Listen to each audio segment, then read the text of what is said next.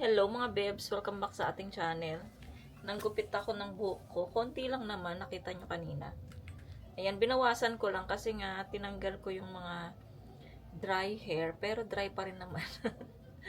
Dry pa rin naman yung hair ko mga bebs. Pero binawasan ko siya. Siguro ganito yung bawas niya mga bebs. Kasi nga, parang naiirita ako. Parang gusto ko magpagupit ulit. Ilang taon na ba yung nagpagupit ako ng medyo maliit siya? Kailan ba yun?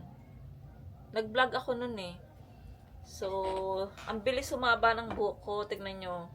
Ang bilis sumaba. Dati nagpagupit ako hanggang dito siya. Tapos ngayon, ayan na yung haba niya oh. Tapos binawasan ko pa yan ng ganyan. So, mahaba talaga yung buhok ko. Lalo na kapag ganito nga nakaplansya siya. At mahaba din naman siya pag kulot siya eh. Ayun, naggupit tayo na kasi ako. So, ginaya ko yung isang vlogger kung paano manggupit ng hair niya. So, okay naman siya. Successful naman. At saka hindi naman siya masyadong halata na naggupit ako ng hair. Ayun. So, pantay naman siya. So, happy together. Kausap ko sila mama ko kanina kaya lang nawala ng power sa Pinas. Ano ba yan? Wala na nga, sobrang init na nga sa Pilipinas, tinatanggal pa talaga yung power sa Pilipinas, no? Nagba-brown out talaga. Ang init-init na nga. Ano ba yung mga Philippines na yan? Sa Pilipinas. Only in the Philippines lang talaga. Ayan.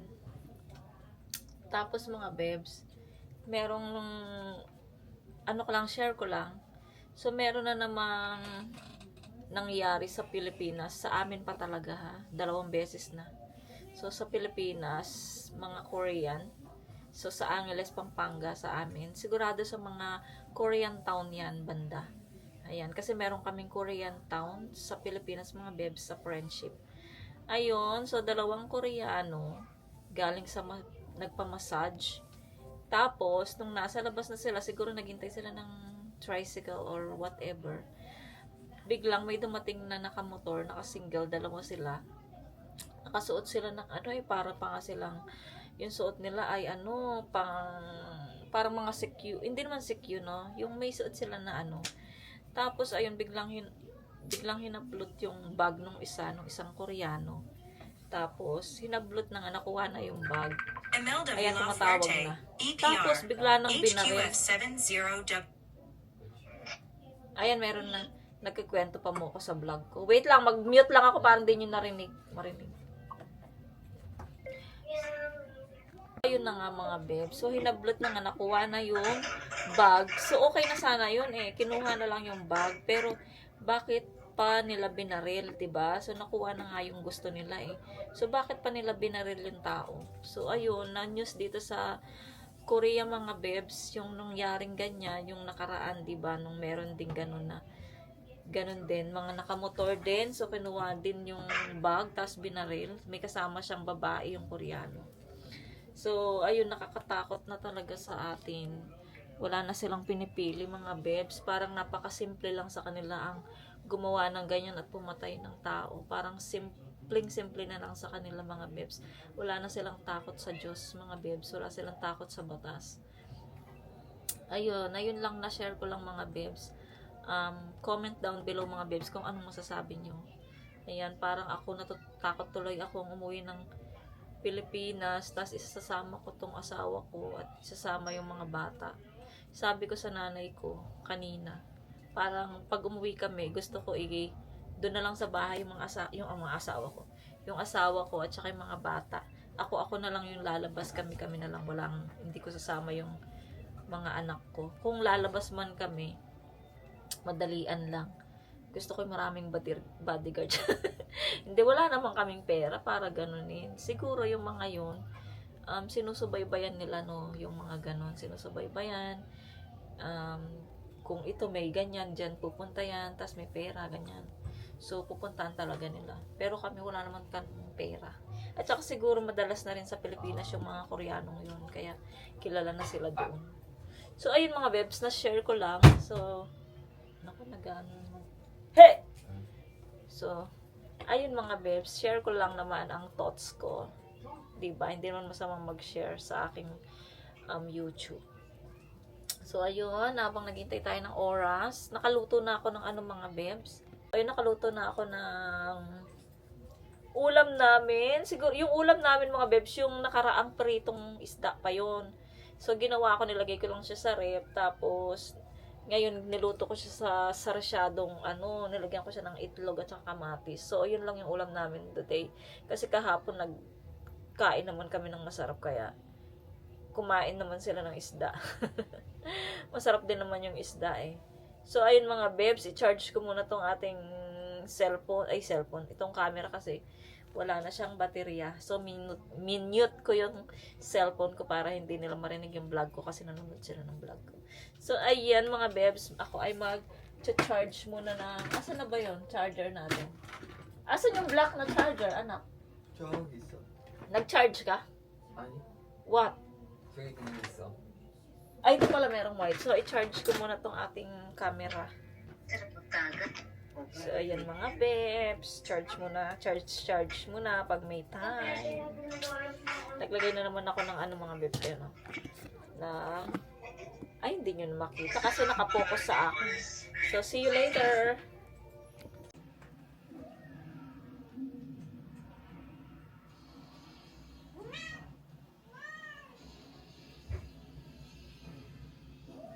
왜냐면 그렇게 보면 안 돼. Mag-edit pala ako ng vlog.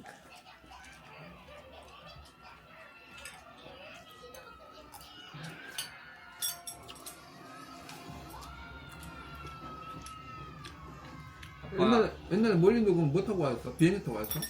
Ani? 버스? 네. 네? 시간 많이 걸려? Mula. 1시간 이야기. 아, 일요일은 몇 시간 걸린가? Mula nga. Ang kabatso. 보라카에 가깝겠네. 여기 있어요. 저기 있잖아. Mite ka? 그 밑에가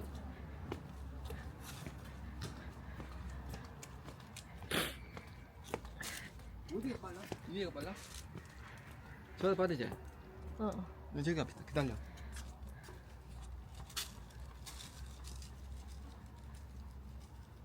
Good evening mga babes. Ayun, lamig. Sa gabi malamig. O yung suot ko lang malamig. Ayan. So punta tayo ng convenience store. 못해? Catch me way. 못해. 이제 오래서. 넣었어 안 됐어? Ano dyan ah? 자자. Ay! 기도 되지. So ayun mga babes. Oh, ang lamig biglang. Oh, lamig. 선빵이 붙다. Sampaling din kita dyan. Oh, lamig. 이제 말하지 마. 일요일로. 저기 서울 되니까. Malagi mo, chigo isa. 아 근데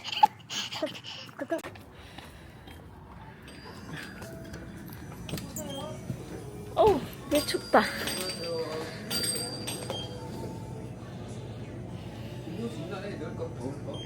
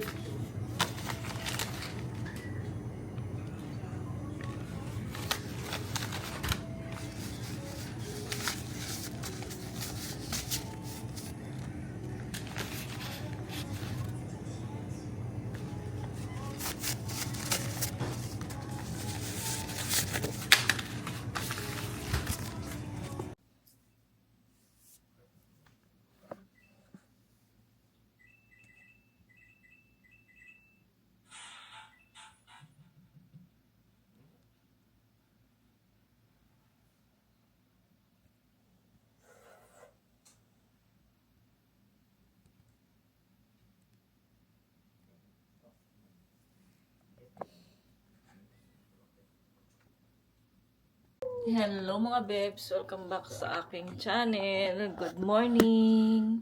Tuloy ko lang yung vlog natin kahapon.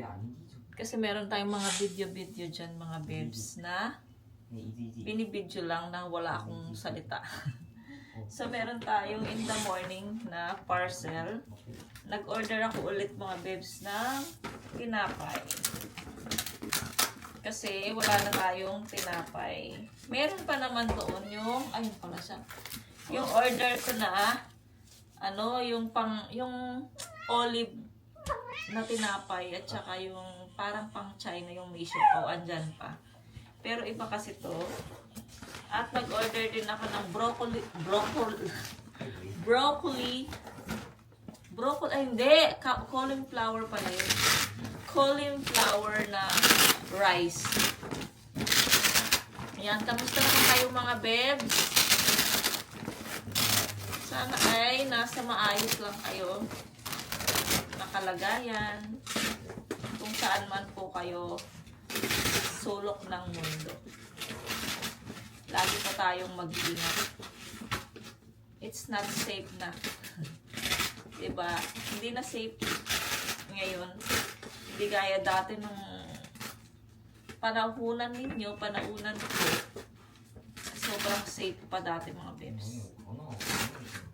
Ngayon, iba na ngayon eh. Dahil sa nagugutom din yung mga tao. So, wala silang alam na trabaho, kundi yung masasamang gawain. Kaya, nagagawa nila yun. Pero, hindi pa rin naman talaga tama. Di ba? Kailangan natin kumayod at magtrabaho ng patas. Hindi yung ganyan. Na dito, number 1 na namang news. Nasabi ko na sa inyo, diba mga bebs? So, paano na yung ating Pilipinas? Wala nang pupuntang mga turista sa atin sa Pilipinas. Kung puro ganyan na lang nangyayari sa atin. So, ito mga bebs, yung cauliflower na rice. Itatry ko to mga bebs. Total, tayo ay medyo nadadayat sa kanin. So, itatry ko tong cauliflower na to. Ayan, isasangag natin siya mga bebs. Medyo marami din pala siya, Marami rin siya. Ayan, first time ko tong itatry. Aray, ang sakit. Ang sakit naman. Tapos, ito naman, tinapay natin. Si Coco, alam nyo na pag sa may camera, andito siya.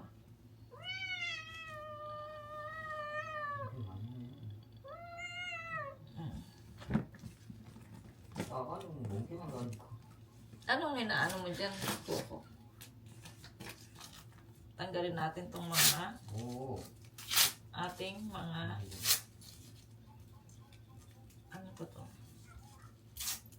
Yung ating address. Alis dyan, Coco. Mag-o-open ako ng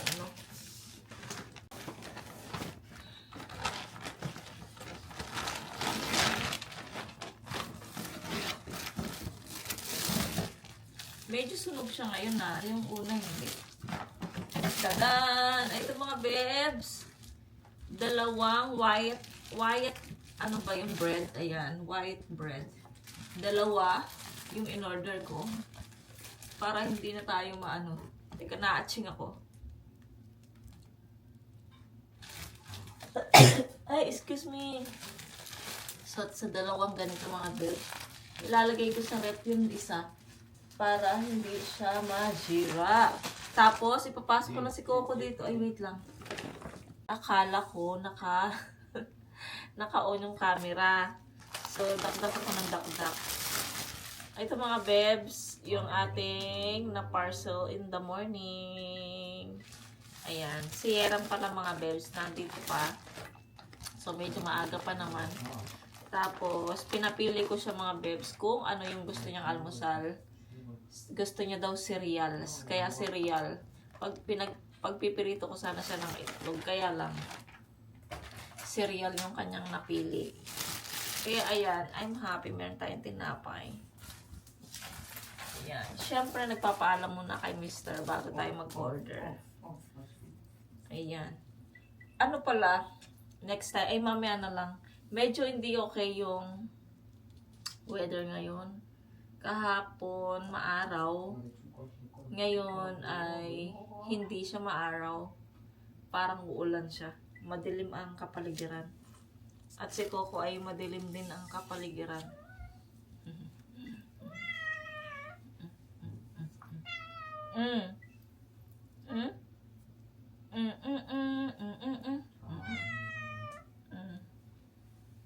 Okay, fine. Nag-aayos din pala ako sa bahay mga babes. So, later, siguro katapos mag-almusal, samahan nyo akong mag-ayos ng bahay ulit. Kapag naboboring ako, ganito ako mga babes, naiikot ko yung bahay. Kaya, iikutin natin yung bahay today. So, napakita ko naman sa inyo kanina yung cabinet sa kwarto. Tinanggal ko yung ibang laman. At ilalabas natin siya ulit. Kasi, pasensya na kayo mga babes, hindi kayo naaano sa akin. Kasi yung TV dito sa kwarto ng mga bata, kunin ko ulit. Ilalagay ko ulit sa kwarto namin. Bahala na si Mr. kung di siya makatulog. Hindi, pagka may time naman na, pag matutulog na, i-off ko na yung TV. So, ayan. So, samahan nyo ako mga babes, ha? Mag-aalmusal muna ako. Hindi ko na kayo sasama sa aming almusal. Mag-ano ako ulit. Chiwo-chiwo isa. Papapap. Papapap.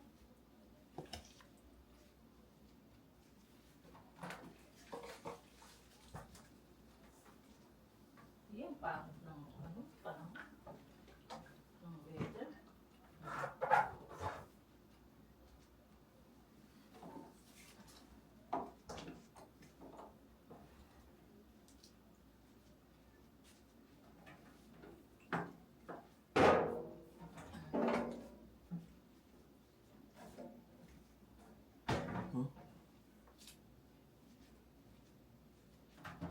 Balik natin ang cabinets. Patay yun.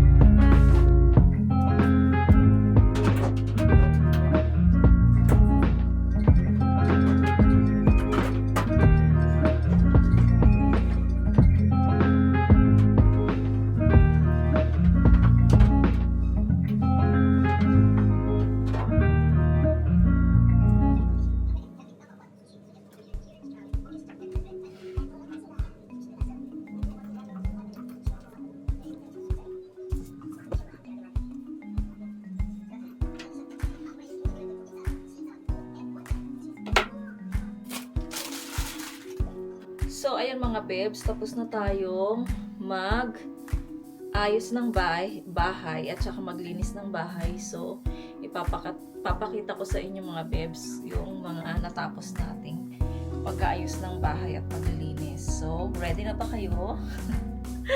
Pasensya na kayo mga bebs kung pati kayo nahihilo na sa pag-aayos ko dito sa bahay. Kasi kapag boring talaga ako at naisipan ko, ginagawa ko talaga. Hindi yung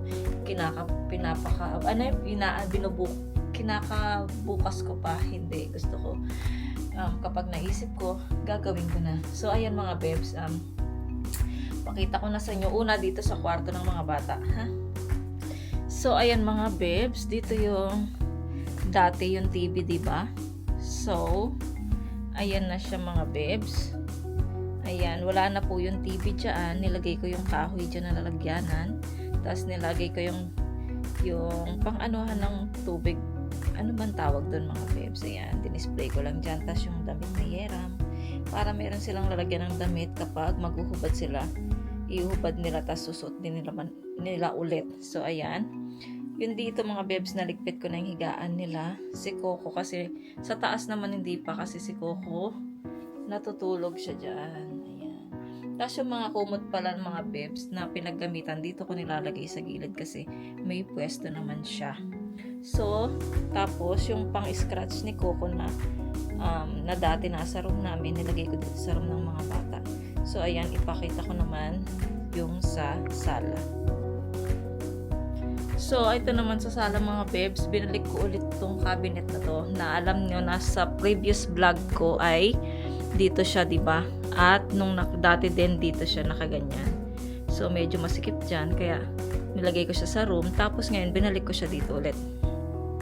So, ayan na naman yung setup ng ating bahay mga bebs. Ang ating sala. Yung computer ng yung monitor, nilagay ko rin dyan kasi wala siyang paglagyan.